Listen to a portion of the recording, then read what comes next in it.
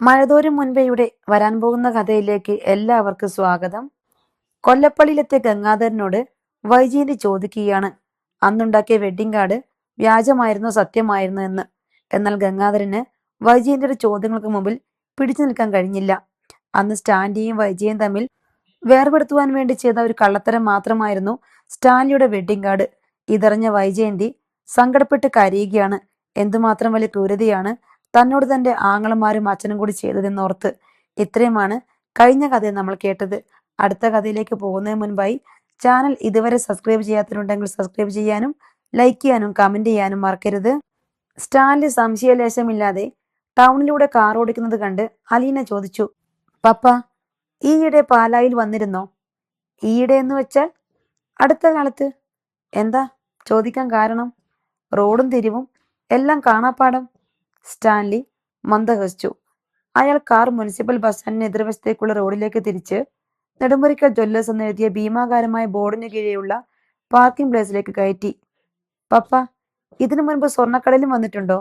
അല്ലാതെ ആരോടും ചോദിക്കാതെ ഇത്ര കൃത്യമായിട്ട് ഈ കട കണ്ടുപിടിക്കാൻ പറ്റില്ല. ഞാൻ ഒരു പ്രാവശ്യം വന്നിട്ടുണ്ട്, സ്റ്റാൻലി സമ്മതിച്ചു. എന്ന്? നിന്നെ ആദ്യമായിട്ട് കാണാൻ അങ്ങനെയൊരു സംഭവം ഉണ്ടായോ? അലീന അത്ഭുതപ്പെട്ടു. ബാലചന്ദ്രൻ വന്ന് സ്റ്റാൻലിക്ക് ഒരു മകനുണ്ടെന്ന് പറഞ്ഞാൽ ഞാൻ ഉടനെ 2 കൈ നീട്ടി സ്വീകരിക്കുമോ? എനിക്ക് നിന്നെ കാണണമായിരുന്നു. ഞാൻ കാണാൻ കൊള്ളാത്തവളാണെങ്കിൽ വേണ്ടെന്ന് പറയാൻ വേണ്ടിയായിരുന്നോ? അതുകൊണ്ടല്ല. എനിക്ക് തോന്നി എനിക്ക് ഇങ്ങനൊരു മകളുണ്ടെന്ന് പറഞ്ഞത് സത്യമെങ്കിൽ അവളെ കണ്ടാൽ എനിക്ക് തിരിച്ചറിയാൻ പറ്റുമെന്ന്. എന്നിട്ട് കണ്ടപ്പോഴോ? മേനോന്റെ ക്യാബിനിലെ CCTVയിലൂടെയായിരുന്നു കാഴ്ച. മേനോൻ നിന്നെ ഷോപ്പിലേക്ക് വിളിച്ചു കൊണ്ടുവന്നിട്ടുണ്ടായിരുന്നു, നിനക്ക് ഗോൾഡ് വാങ്ങിത്തരാൻ. അന്നു പപ്പ അച്ഛന്റെ റൂമിൽ ഉണ്ടായിരുന്നോ? അലീന അത്ഭുതം കൂറി. ഇതൊന്നും അച്ഛൻ പോലും എന്നോട് പറഞ്ഞിട്ടില്ല. 2 കള്ളന്മാരും കൂടിയുള്ള ഒത്തുകളിയായിരുന്നല്ലേ? എന്നിട്ട് അന്ന് എന്നെ കണ്ടിട്ട് എന്തു തോന്നി? ഞാൻ തിരിച്ചറിഞ്ഞു, അത്രമാത്രം. അപ്പോൾ എനിക്ക് തോന്നിയ വികാരങ്ങളൊന്നും ഇന്ന് പറഞ്ഞറിയിക്കാൻ പറ്റില്ല. പറഞ്ഞില്ലെങ്കിലും അലീനയ്ക്കത് മനസ്സിലാക്കാൻ കഴിയുമായിരുന്നു. വാ ഇറങ്ങ്, സ്റ്റാൻലി സീറ്റ് ബെൽറ്റ് അഴിച്ചുകൊണ്ട് പറഞ്ഞു. സ്റ്റാൻലി ആദ്യം ഇറങ്ങി, പിന്നാലെ അലീനയും.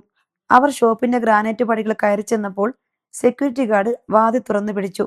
ഗോവർദ്ധനാണ് അലീനയെ ആദ്യം കണ്ടത്. അയാൾ ആശ്ചര്യത്തോടെ അവളുടെ സമീപത്തേക്ക് വന്നു. എന്തൊരതിശയം, ആദ്യം എനിക്ക് മനസ്സിലായില്ല, അയാൾ സന്തോഷത്തോടെ പറഞ്ഞു. കൂടെ ആരാ മോളെ? എനിക്ക് പരിചയമുള്ളതുപോലെ തോന്നുന്നല്ലോ. എന്റെ പപ്പി അങ്കിളെ, മുൻപ് വന്നിട്ടുണ്ട് ഇവിടെ, അലീന പറഞ്ഞു. പക്ഷെ ഗോവർദ്ധന് അതത്ര മനസ്സിലായില്ല. അച്ഛനില്ലേ അങ്കിളെ? അലീന ചോദിച്ചു. ഉണ്ടല്ലോ. ഗോവർദ്ധൻ തന്നെ സ്റ്റാൻലിയും അലീനയും ബാലചന്ദ്രൻ മേനോന്റെ ക്യാബിലേക്ക് കൂട്ടിക്കൊണ്ടുപോയി. ഗ്ലാസ് ഡോർ അല്പം തുറന്നു പിടിച്ച് അകത്തേക്ക് തല നീട്ടി അലീന വിളിച്ചു, അച്ഛാ. ലാപ്ടോപ്പിൽ മെയിൽ നോക്കുകയായിരുന്ന ബാലചന്ദ്രൻ തല തിരിച്ചു. നിറചിരിയോടെ അലീനയുടെ മുഖം, പിന്നിൽ ഗോവർദ്ധനും സ്റ്റാൻലിയും. ഗുഡ് മോർണിംഗ് അച്ഛാ. അവൾ അകത്തേക്ക് കടന്നു. ബാലചന്ദ്രൻ വിസ്മയഭരിതനായി എഴുന്നേറ്റ് കൈനീട്ടി. Good morning, it's A surprise. അയാൾ അവൾക്ക് ഷേക്ക് ഹാൻഡ് നൽകി. അപ്പോഴേക്കും സ്റ്റാൻലിയും ഗോവർദ്ധനും കൂടി വാതിൽ കടന്നു വന്നു. How are you mister Menon? Stanley കൈനീട്ടി. Fine, thank you. അവർ തമ്മിലും ഹസ്തദാനം നടത്തി. ഇന്ന് വലിയ തിരക്കില്ലാത്ത ദിവസമാണെന്ന് തോന്നുന്നു, സ്റ്റാൻലി അർദ്ധഗർഭമായി പറഞ്ഞു. 10 മണി കഴിഞ്ഞതല്ലേ ഉള്ളൂ. സ്വർണ്ണക്കടകളിൽ ഏതാണ്ട് ഉച്ച മുതലാണ് തിരക്ക്. ഇരിക്കു രണ്ടുപേരും. സ്റ്റാൻലിയും അലീനയും ഇരുന്നു. അച്ഛന് ഇടയ്ക്കിടെ മദ്യപാനമുണ്ട്, സിഗരറ്റ് വലിയുമുണ്ട് അല്ലേ? അലീന അയാളെ സൂക്ഷിച്ചു നോക്കിക്കൊണ്ട് ചോദിച്ചു. അത്രയ്ക്കൊന്നും ഇല്ല മോളെ, വല്ലപ്പോഴും. ഞാനതിന് അഡിക്റ്റ് അല്ല. മേശപ്പുറത്തിരുന്ന പേപ്പർ വെയിറ്റിനുള്ളിലെ പൂവിൽ വിരൽ തൊടാൻ ശ്രമിച്ചുകൊണ്ട് ചെറുചിരിയോടെ ബാലചന്ദ്രൻ പറഞ്ഞു. ഇവിടെ എന്തൊക്കെയുണ്ടച്ചാ വിശേഷം? ബിസിനസ് കുഴപ്പമില്ലാതെ നടക്കുന്നു. വേറെന്ത് വിശേഷം? അതല്ലച്ചാ ചോദിച്ചത്. അച്ഛന്റെ കേസ്, പിന്നെ. അവൾ അർദ്ധോക്തിയിൽ നിർത്തി. കേസ് നടക്കുന്നു, പിന്നെ എന്താണ്?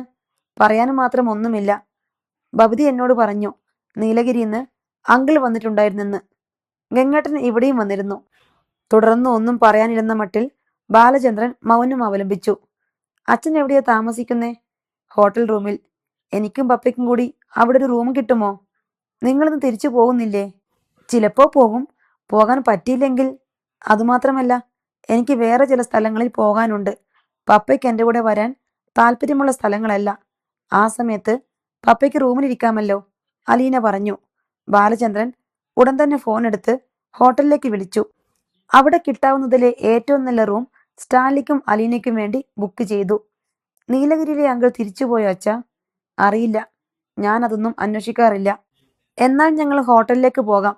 മിസ്റ്റർ മേനോൻ വൈകുന്നേരം ഫ്രീ ആകുമല്ലോ? അപ്പോൾ കാണാം, സ്റ്റാൻലി പറഞ്ഞു. ചായ കുടിച്ചിട്ട് പോകാം, ഇപ്പോ കൊണ്ടുവരും. ബാലചന്ദ്രൻ കോളിംഗ് ബെൽ അമർത്തി.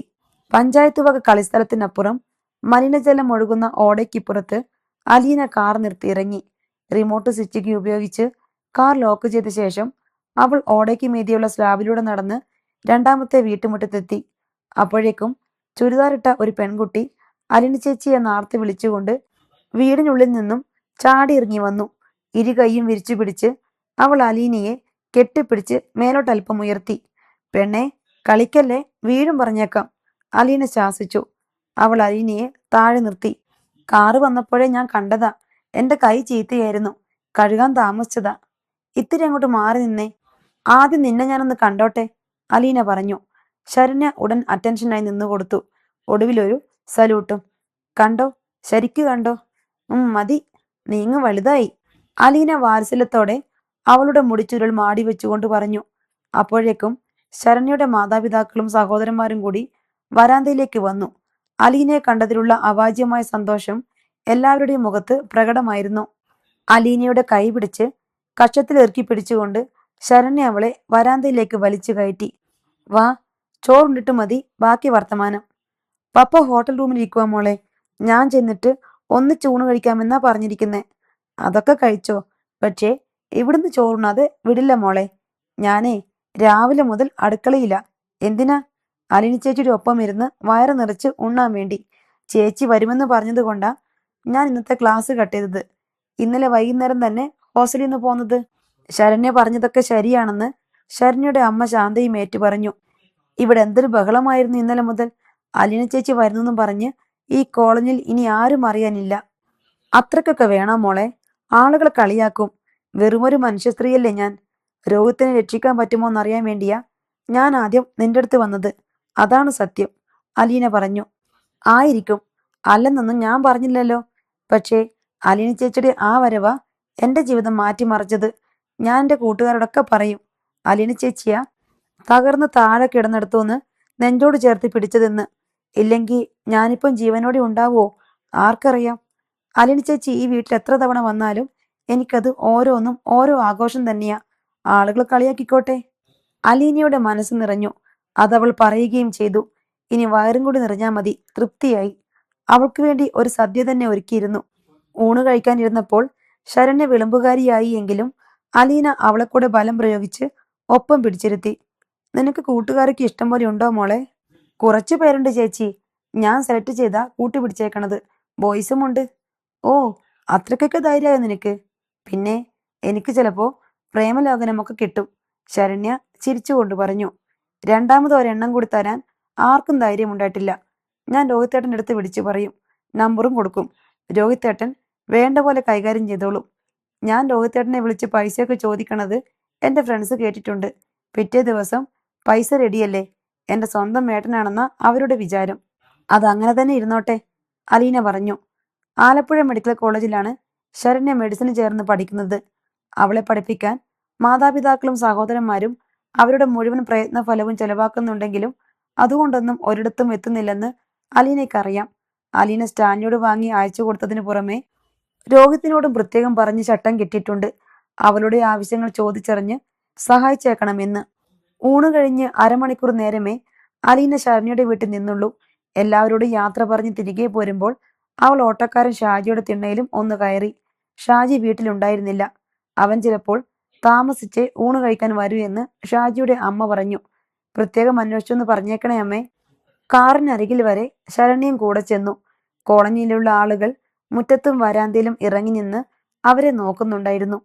അലീന ഡോർ തുറന്ന് ഒരു പോളിത്തീൻ പാക്കറ്റ് എടുത്ത് ശരണ്യക്ക് കൊടുത്തു. ഇതെന്താ ചേച്ചി? കാണാൻ പോണ പൂരം പറഞ്ഞറിയിക്കേണ്ടെന്നല്ലേ?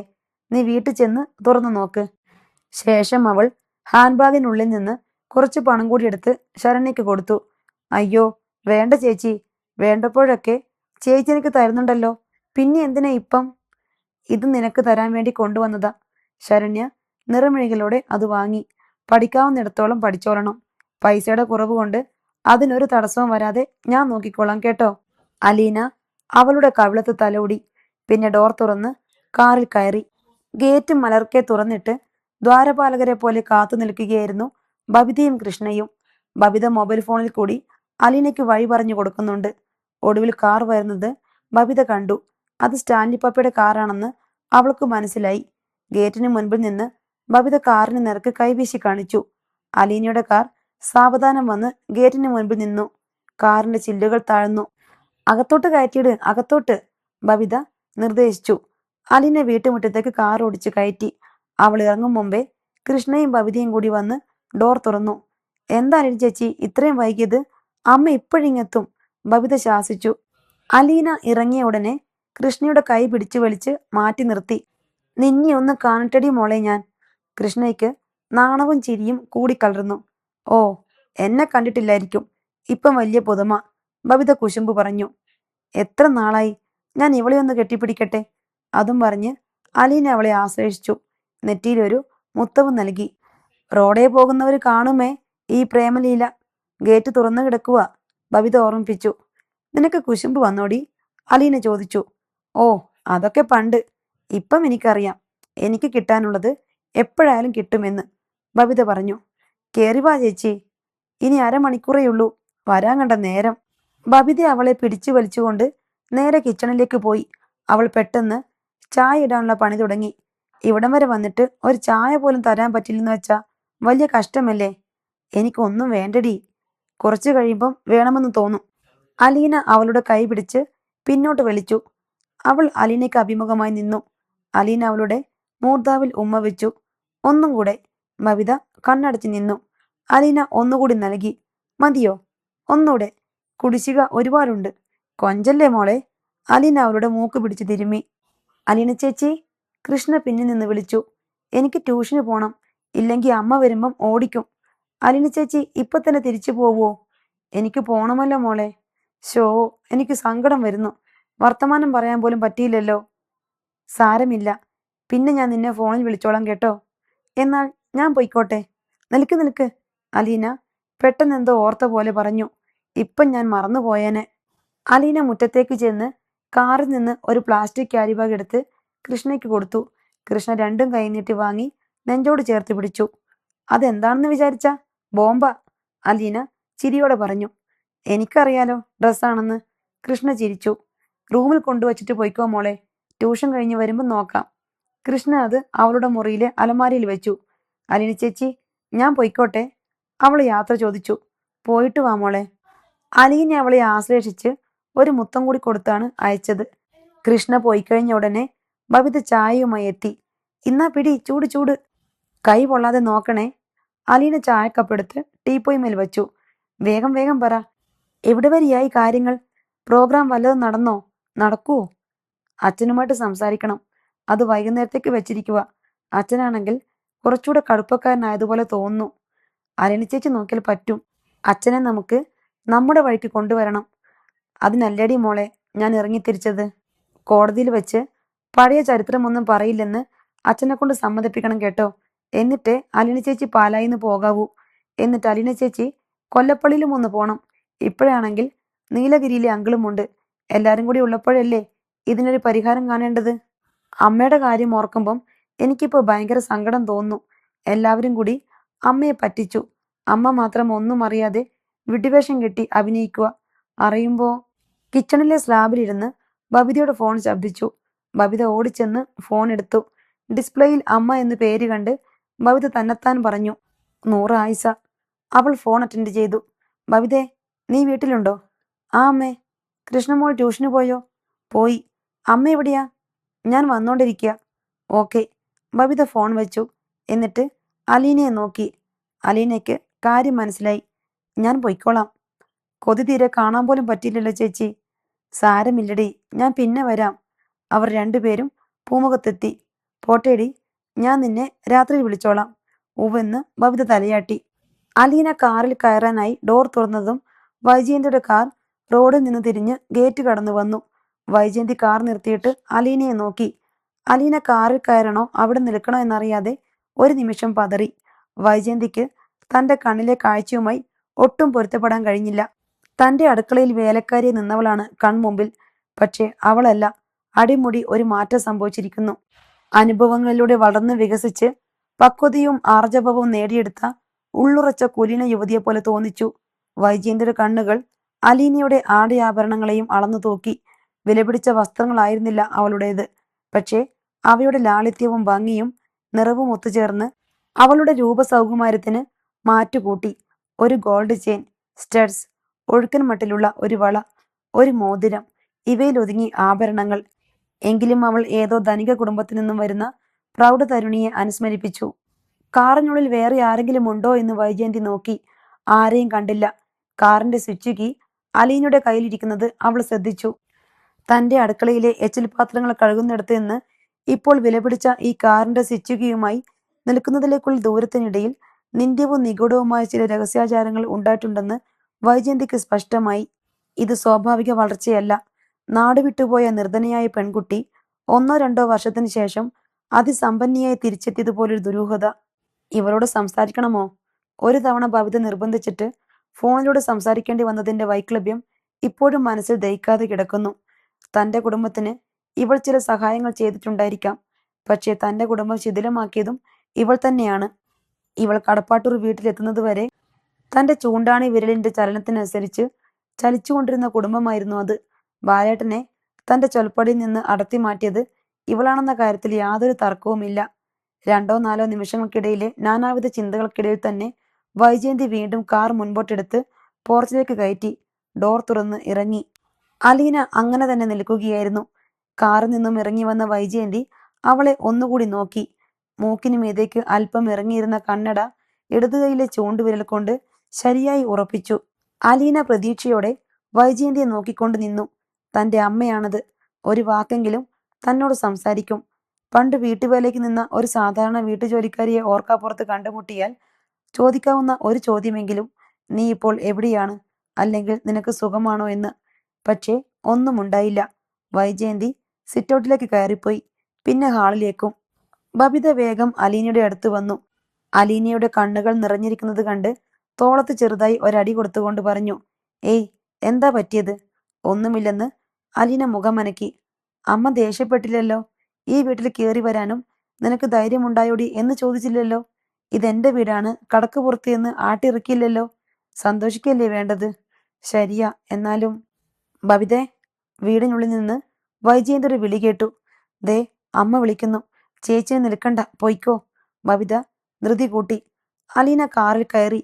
കാർ സ്റ്റാർട്ടാക്കിയിട്ട് ചില്ല് താഴ്ത്തി ബബിതയോട് യാത്ര പറഞ്ഞു. ബബിത കൈ ചുരുട്ടി തള്ളവിരൽ ഉയർത്തിക്കാട്ടി. എല്ലാം പറഞ്ഞ പോലെ. അലീന മുറ്റത്തിട്ട് കാർ തിരിച്ച് ഗേറ്റ് കടന്ന് റോഡിലേക്ക് ഇറങ്ങി. ബബിത ഗേറ്റ് വരെ ചെന്നു. അലീനയുടെ കാർ കണ്ണിൽ നിന്ന് മറയുന്നത് വരെ നോക്കി നിന്നു. അതിനുശേഷം ഗേറ്റ് അടിച്ച് തിരികെ പോന്നു. വൈജയന്തി വാതിലിൽ കാത്തു നിൽപ്പുണ്ടായിരുന്നു. അവളെന്തിനാ വന്നത്? എന്നെയും കൃഷ്ണമോളെയും കാണാൻ? അതോ പത്രാസ് കാണിക്കാനോ? എന്റെ അമ്മേ, അലീന ചേച്ചി ശരിക്കും പത്രാസ് കാണിച്ചാ അമ്മ ഞെട്ടിപ്പോകും. പിന്നെന്തിനാ അവൾ വലിയ കാറൊക്കെ എടുത്തോണ്ട് വന്നേ? അവൾക്കിപ്പം അതൊക്കെ ഉണ്ടെന്ന് കാണിക്കാനല്ലേ? അത് സ്റ്റാൻലി പാപ്പയുടെ കാറാ അമ്മേ. ജോലിക്കാരിക്ക് സ്വന്തം കാറ് കൊടുത്തുവിട്ട ആളും കൊള്ളാം. ഇല്ല, ഞാനൊന്നും പറയുന്നില്ല. വൈജയന്തി പിന്തിരിഞ്ഞ് അവളുടെ മുറിയിലേക്ക് കയറിപ്പോയി. പുരുഷന്മാർ തമ്മിലുള്ള ഈഗോ അത് ഇങ്ങനെയൊരു പ്രതിസന്ധി ഉണ്ടാക്കുമെന്ന് അലീന ചിന്തിച്ചതുകൂടിയില്ല. അലീന, ഞാൻ ബാലചന്ദ്രന്റെ റൂമിൽ പോയി സംസാരിക്കൊന്നുമില്ല. സ്റ്റാൻലി തന്റെ കടുംപിടുത്തത്തിൽ നിന്ന് ഇളകാൻ കൂട്ടാക്കിയില്ല. അയാൾ ഇങ്ങോട്ട് വരട്ടെ. അലീന ബാലചന്ദ്രന്റെ മുറിയിൽ ചെന്ന് അച്ഛൻ ഫ്രീ ആയോ എന്ന് തിരക്കി. എന്താ നിങ്ങളുടെ ഈ വരവിന്റെ ഉദ്ദേശം? ബാലചന്ദ്രൻ അവളെ സൂക്ഷിച്ചു നോക്കി. സംസാരിക്കാൻ അച്ഛാ. എന്തു സംസാരിക്കാൻ? ഇവിടെയെല്ലാം ചിന്നിച്ചിതറി കിടക്കുവല്ലേ. പഴയതുപോലെ അടുക്കി വയ്ക്കാമോന്ന് നോക്കട്ടെ. എന്തിനാ അലീന പാഴ്ശ്രമം?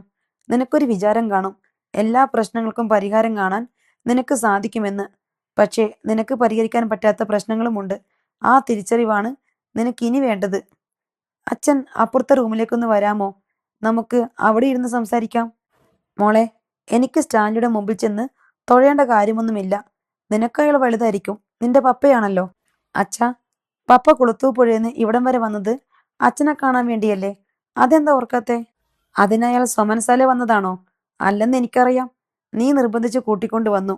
അയാൾ എൻ്റെ ബന്ധുവല്ല, സുഹൃത്തല്ല, ആരുമല്ല. എൻ്റെ കുടുംബം എങ്ങനെയായാലും അയാൾക്കെന്താ?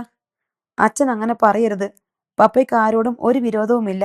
എല്ലാവരും നന്നായിട്ട് പോകണമെന്നുണ്ട്. ബബിതയോടൊക്കെ സ്വന്തം മോളെ പോലെയേ പപ്പ പെരുമാറിയിട്ടുള്ളൂ. അതെന്തുകൊണ്ടാണെന്ന് എനിക്കറിയാം. അതുപോലും കേൾക്കുന്നത് എനിക്കിഷ്ടമല്ല. അച്ഛാ പ്ലീസ് ഇങ്ങനെ പറയല്ലേ. അയാളെന്താ ഇങ്ങോട്ട് വരാത്തെ?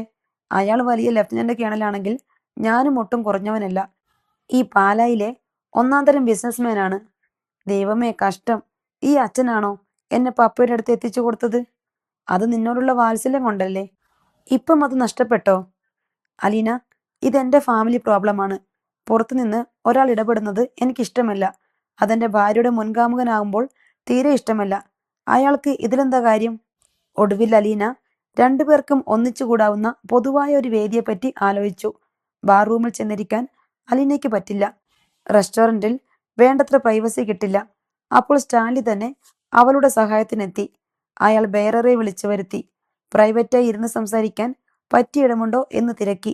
ഹോട്ടലിൽ ചെറിയൊരു കോൺഫറൻസ് ഹാളുണ്ടായിരുന്നു. അതിപ്പോൾ ഒഴിഞ്ഞു കിടക്കുകയാണ്. സ്റ്റാൻലി മദ്യവും സോഡയും ഓർഡർ ചെയ്തിട്ട് അത് കോൺഫറൻസ് ഹാളിൽ എത്തിക്കാൻ പറഞ്ഞു. അലീന ചെന്ന് ബാലചന്ദ്രനെ വിളിച്ചു.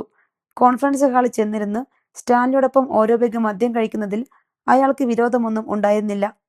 പിയാനോയുടെ ആകൃതിയിലുള്ള ഒരു ടേബിളിൽ 3 പേരും ഒത്തുകൂടി. ഓർഡർ ചെയ്ത മദ്യവും ഐസ് ക്യൂബുകളും സോഡയും സ്നാക്സും എത്തി. അലീന ഒരു മുന്തിരി ജ്യൂസ് ആവശ്യപ്പെട്ടു. ഈ രംഗം വളരെ കൃത്രിമമാണെന്ന് അവൾക്ക് തോന്നി. പപ്പ ഏതോ നാടകത്തിലെ ഉഗ്ര കഥാപാത്രം കണക്കെ ഗൗരവത്തിലിരിക്കുകയാണ്. അച്ഛനാണെങ്കിൽ ഇങ്ങനെയൊരു കൂടിക്കാഴ്ചക്ക് യാതൊരു അർത്ഥവുമില്ലെന്ന മട്ടിലും. രണ്ടുപേരും പുറംതിരിഞ്ഞിരുന്നാൽ കുറെ കൂടി ഭംഗിയായി. അലീന പറഞ്ഞു. ആ ഗ്ലാസ് കയ്യിലെടുത്ത് ചിയേഴ്സ് എങ്കിലും പറ. മദ്യപാനശീലം കൊണ്ട് അത്രയെങ്കിലും ഗുണമുണ്ടാകട്ടെ. അവൾ തന്നെ ഗ്ലാസ് എടുത്ത് രണ്ടുപേരുടെയും കയ്യിൽ പിടിപ്പിച്ചു. ഗ്ലാസുകൾ തമ്മിൽ കൂട്ടിമുട്ടിച്ചു. ചിയേഴ്സ്, അവൾ തന്നെ പറഞ്ഞു. ഇത്രയും ഞാൻ ചെയ്തു തന്നു, കുടിക്കാനും കൂടി എന്നോട് പറയല്ലേ. ബാലചന്ദ്രൻ ആദ്യം സിപ്പ് ചെയ്തിട്ട് ഗ്ലാസ് ടേബിളിന് മീതെ വച്ചു. ആരും മിണ്ടുന്നില്ല. ഇത് ഭയങ്കര ബോറാണ് കേട്ടോ. അലീന ചുണ്ടിയെടുത്തു. നീയല്ലേ ഇത് ബോറാക്കിയത്? ബാലചന്ദ്രൻ ചൊടിച്ചു. അതെ, അലീന സമ്മതിച്ചു. എൻ്റെ ഒരു കൈത്തെറ്റ് കൊണ്ടാണ് ഇങ്ങനെയെല്ലാം സംഭവിച്ചത്. ഞാനെന്ന് രേവതിക്കുട്ടിക്ക് എഴുതിയ കത്ത് അതില്ലായിരുന്നുവെങ്കിൽ ഇങ്ങനെയൊന്നും സംഭവിക്കില്ലായിരുന്നു. അച്ഛനും അച്ഛൻ്റെ കുടുംബവും അങ്ങനെ തന്നെ സന്തോഷമായിട്ട് കഴിഞ്ഞേനെ. ആരും ഒന്നും അറിയാതിരുന്നേനെ. നീ ആരാണെന്ന് തിരിച്ചറിയാൻ ഇടയായത് തെറ്റായി പോയെന്ന് എനിക്ക് ഇതുവരെ തോന്നിയിട്ടില്ല. അതുകൊണ്ട് ഞാൻ എന്നെ തന്നെ തിരിച്ചറിഞ്ഞു. മറ്റു പലരെയും തിരിച്ചറിഞ്ഞു. ഇല്ലെങ്കിൽ ഞാനൊരു വിഡ്ഢിയെപ്പോലെ ജീവിച്ചു മരിച്ചു പോയേനെ. ബാലചന്ദ്രൻ പറഞ്ഞു. നമ്മൾ നമ്മുടെ തിരിച്ചറിവുകൾ പോസിറ്റീവായിട്ട് എടുക്കണം മിസ്റ്റർ മേനോൻ, സ്റ്റാൻലി പറഞ്ഞു. അത് നമ്മുടെ അച്ചീവ്മെന്റ്സിനെയും നമ്മുടെ ഫാമിലിയെയും നശിപ്പിക്കാൻ അനുവദിക്കരുത്. നിങ്ങൾക്ക് അങ്ങനെയൊക്കെ പറയാം. ഒരു നഷ്ടവും സംഭവിച്ചിട്ടില്ല. ലാഭമേ ഉള്ളൂ. നിങ്ങൾക്കൊരു മകളെയും കിട്ടി. മിസ്റ്റർ മേനോനാണ് ഇവളെനിക്ക് തന്നത്. ആ ഒരു നന്ദിയുടെ പേരിലാണ് ഇപ്പോൾ നിങ്ങളെ കാണാൻ വേണ്ടി ഞാൻ വന്നതും. ഞാൻ എങ്ങനെയാണ് കൊളുത്തൂപ്പുഴയിൽ ജീവിച്ചിരുന്നതെന്ന് നിങ്ങൾ വന്ന് കണ്ടിട്ടുണ്ടല്ലോ. നിങ്ങളെക്കാൾ ഒട്ടും സന്തുഷ്ടനായിരുന്നില്ല ഞാൻ.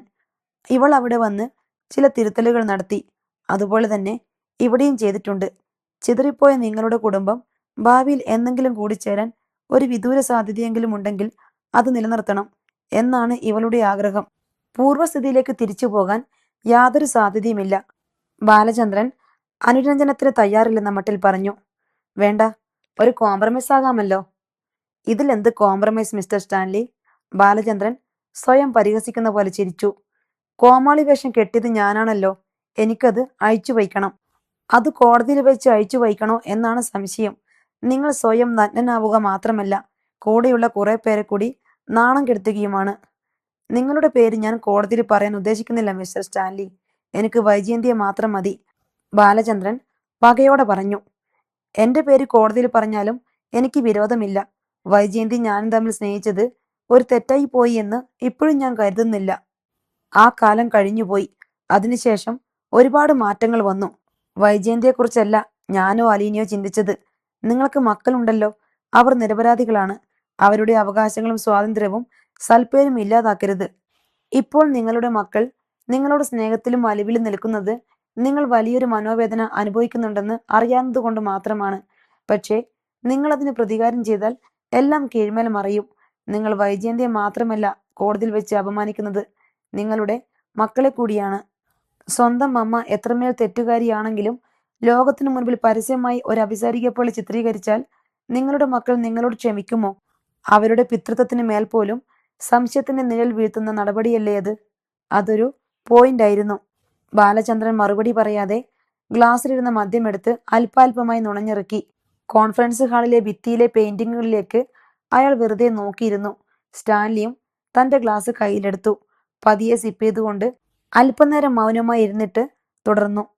മിസ്റ്റർ മേനോൻ, എനിക്ക് ഇത്ര പോലും ഇതിൽ ഇടപെടേണ്ട കാര്യമില്ല. കാരണം എനിക്കിതിൽ യാതൊരുവിധ സ്ഥാപിത താല്പര്യവുമില്ല.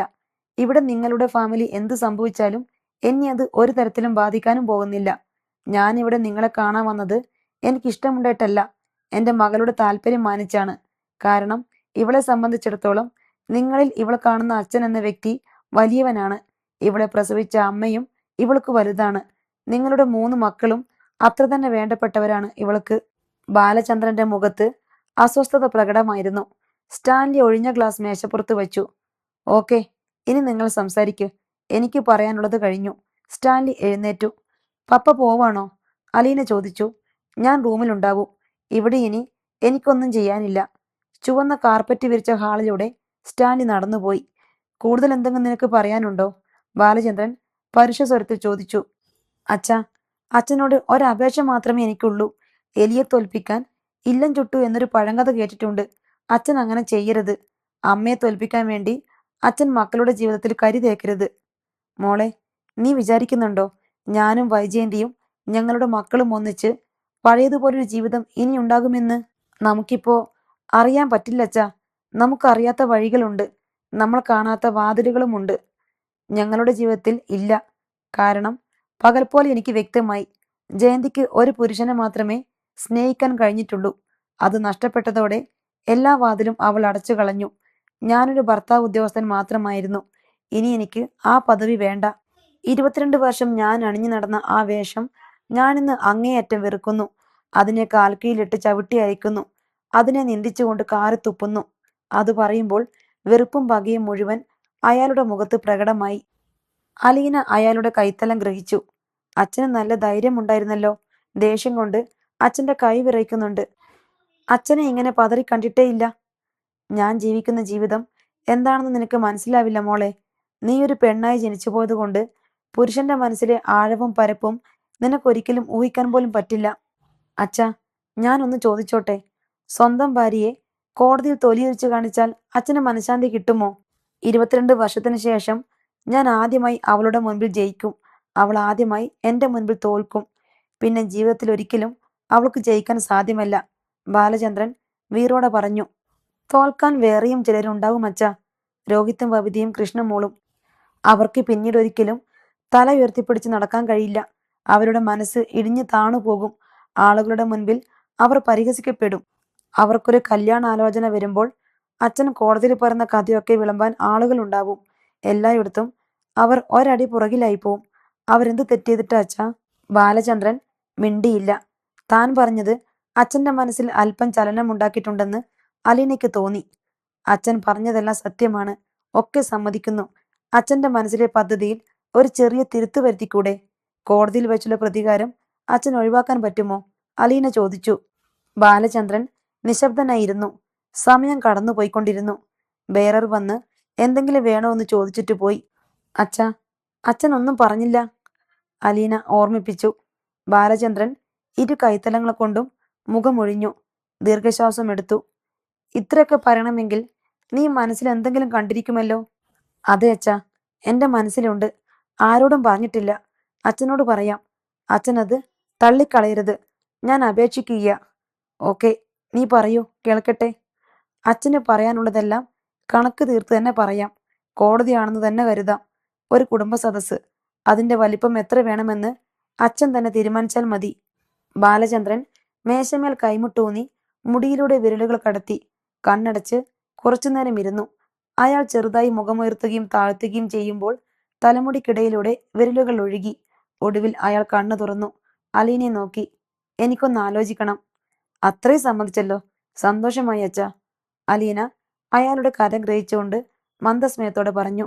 പോകാം. ബാലചന്ദ്രൻ എഴുന്നേറ്റു. പിന്നാലെ അലീനയും. ആ രാത്രി കടന്നുപോയി. പിറ്റേന്ന് രാവിലെ ബാലചന്ദ്രൻ അടുത്ത റൂമിൽ നിന്ന് മൊബൈലിൽ അലീനയെ വിളിച്ചു. പപ്പ, അച്ഛൻ വിളിക്കുന്നു, ഞാൻ പോയിട്ട് വരട്ടെ. ഷേവ് ചെയ്തുകൊണ്ട് നിന്ന സ്റ്റാൻലി കണ്ണാടിയിലൂടെ നോക്കിക്കൊണ്ട് തലയാട്ടി. അലീന ബാലചന്ദ്ര മേനോന്റെ റൂമിൽ ചെന്നു. ഗുഡ് മോർണിംഗ് അച്ഛാ. Good morning. ബാലചന്ദ്രന്റെ മുഖത്ത് അസാധാരണമായ ഒരു ഗൗരവം താങ്ങി നിന്നു. നീ ഇന്നലെ പറഞ്ഞതിനെ പറ്റിയെല്ലാം ഞാൻ ആലോചിച്ചു. നീ മുന്നോട്ട് വെച്ച ഭേദഗതി ഞാൻ സ്വീകരിക്കുക. കുട്ടികളെ ഓർത്തു മാത്രം. കോടതിയിൽ ഞാൻ പരസ്യമായി ഒന്നും പറയുന്നില്ല. പകരം കൊല്ലപ്പള്ളിയിൽ ഒരു കുടുംബയോഗം കൂടണം. ഞാനും എൻ്റെ ബന്ധുക്കളും ഉണ്ടാകും. ജയന്തിയും അവളുടെ റിലേറ്റീവ്സും. 4 3 7 എന്നൊരു കണക്കല്ല ഞാൻ ഉദ്ദേശിക്കുന്നത്. എനിക്കറിയാം, കൊച്ചച്ചന്മാരും അമ്മാവന്മാരും ചെറിയമ്മമാരും അവരുടെ മക്കളുമടക്കം കൊല്ലപ്പള്ളി കൈതക്കൽ മാളിക വീട്ടുകാരുടെ ബന്ധുബലം എത്ര വരുമെന്ന്. എന്ത് കാരണം പറഞ്ഞിട്ടായാലും അവരെല്ലാം വിളിച്ചു വരുത്തിയിരിക്കണം. അവളുടെ 3 ആങ്ങളമാരും മക്കളും, ബബിതിയും രോഹിത്തും കൃഷ്ണമോളും. ലിസ്റ്റ് ഞാൻ തരാം. അലീന തലയാട്ടി മൂളിക്കേട്ടു. ഒത്തുകൂടാൻ പറ്റിയ ഒരു ദിവസം അവരോട് തന്നെ തീരുമാനിക്കാൻ പറയുക. ഒരാഴ്ചക്കുള്ളിൽ സംഗതി നടന്നിരിക്കണം. പിന്നെ മറ്റൊരു കാര്യം, ഞാൻ പറയാതെ ഒരു സംഗതിയും ജയന്തി അറിയാൻ പാടില്ല. മുൻകൂട്ടി ആരെങ്കിലും പറഞ്ഞിട്ടുണ്ടെന്ന് എനിക്ക് സംശയം തോന്നിയാൽ പിന്നെ കോടതിയിലായിരിക്കും അടുത്ത വിചാരണ. അച്ഛാ, അവരീ വ്യവസ്ഥകൾക്ക് തയ്യാറാണോ എന്ന് ചോദിക്കണം. എന്നിട്ടേ തീരുമാനമെടുക്കാൻ പറ്റൂ. അവരോട് ചോദിക്കാൻ ഒന്നുമില്ല. ഇങ്ങനെ വേണമെന്ന് ആവശ്യപ്പെട്ടാൽ മതി. ഒരെതിർപ്പും കൂടാതെ സമ്മതിക്കും. ഡേറ്റ് മാത്രമേ തീരുമാനിക്കാനുണ്ടാവൂ. ഞാൻ തന്നെ ചെന്ന് അവരോട് സംസാരിക്കാം അച്ഛാ, അലീന ആശ്വാസത്തോടെ പറഞ്ഞു. നിന്റെ മുഖത്തെന്താ തൃപ്തിയില്ലാത്തതുപോലെ? ഒരു തൃപ്തിക്കുറവുമില്ല അച്ഛാ, സന്തോഷമേ ഉള്ളൂ. അച്ഛൻ സ്വയം തിരുത്താനുള്ള സന്മനസ് കാണിച്ചല്ലോ. അലീന റൂമിൽ തിരികെ ചെന്നപ്പോൾ സ്റ്റാൻലി ചോദിച്ചു, അയാൾ എന്തു പറയുന്നു? കടുംപിടുത്തത്തിന് എന്തെങ്കിലും അയവുണ്ടോ? അലീന എല്ലാ കാര്യവും വിശദമായി പറഞ്ഞു. നീ തന്നെ പോണോ കൊല്ലപ്പള്ളിക്ക്? ഫോണിൽ വിളിച്ച് സംസാരിച്ചാൽ പോരെ? പോരാ, എനിക്ക് അവിടെ വരെ ഒന്ന് പോണം പപ്പ. മുത്തശ്ശി ഒന്ന് കാണണം. മാത്രമല്ല, ഫോണിൽ കൂടി സംസാരിച്ചാൽ ശരിയാവില്ല. അമ്മയുടെ 2 ആങ്ങളമാരും അവിടെ ഉണ്ടല്ലോ. 2 പേരെയും ഒന്നിച്ചു കാണണം. ശരി, നമുക്കിന്ന് തിരിച്ചു പോകേണ്ടതാണെന്നുള്ള ഓർമ്മ വേണം. അലീന പെട്ടെന്ന് പോകാനൊരുങ്ങി. ബ്രേക്ക്ഫാസ്റ്റ് കഴിച്ചിട്ട് പോയാൽ പോരെ? അത് തിരിച്ചു വന്നിട്ട്.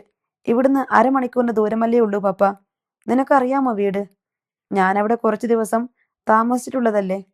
അവൾ കാറിന്റെ സ്വിച്ച് കീ എടുത്തുകൊണ്ട് ഇറങ്ങിക്കഴിഞ്ഞു. രാവിലെ ആയതിനാൽ ട്രാഫിക് കുറവായിരുന്നു. അരമണിക്കൂർ വേണ്ടി വന്നില്ല അലീനയ്ക്ക് കൊല്ലപ്പള്ളിയിലെത്താൻ. കൈതക്കൽ മാളിക വീട്ട് തറവാടിന്റെ ഗേറ്റ് അടഞ്ഞു കിടന്നു. മുറ്റം അടിച്ചു തീർത്ത ജോലിക്കാരി കാർപോർച്ചിനപ്പുറത്ത് നിന്നും ഓടി വന്നപ്പോഴേക്കും അലീന കാറിൽ നിന്നിറങ്ങി ഗേറ്റ് തുറന്നു കഴിഞ്ഞു. അവൾ തിരിച്ച് കാറിൽ കയറി അവൾ ജനിച്ചു വളരേണ്ടിയിരുന്ന തറവാടിന്റെ പൂമുഖത്തേക്ക് അത് ഓടിച്ചു കയറ്റി. ഇത്രയുമാണ് ഇന്നത്തെ കഥ. അടുത്ത കഥയുമായി വീണ്ടും വരാം. ബൈ.